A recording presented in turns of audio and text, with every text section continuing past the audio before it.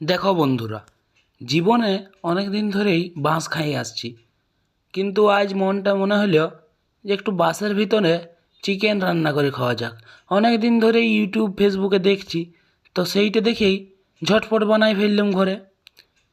Marination করে নিলাম ঝটপট মাংসটাকে, তারপর বাঁশের মধ্যে ভরে মুখটাকে একটা শাল পাতার মধ্যে আলু দিয়ে বেশ টাইট করে সিল করে দিলাম বাঁশের মুখটা।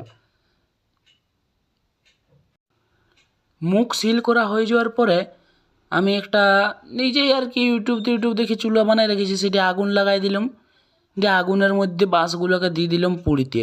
একটা মোটামুটি কালচা পুড়ো পুড়ো ভাব চলে এলো বাঁশটার ভিতরে, আর হয়েও গেছিলো 25-30 মিনিট।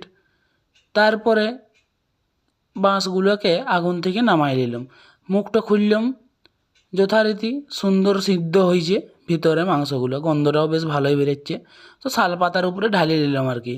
তো প্রথমবার করছি, একটুকু কম, মানে কি বলবো, একটু কম পুড়ি ছিল, তবে সিদ্ধ সুন্দরই হয়ে গেছিলো আর টেস্টও ভালো হয়েছিল। তাই একটু ঝোল ঝোল ঝোল ঝোল দেখাচ্ছে। তো তোমরাও ঘরে ট্রাই করবে, ভালোই লাগবে আশা করি।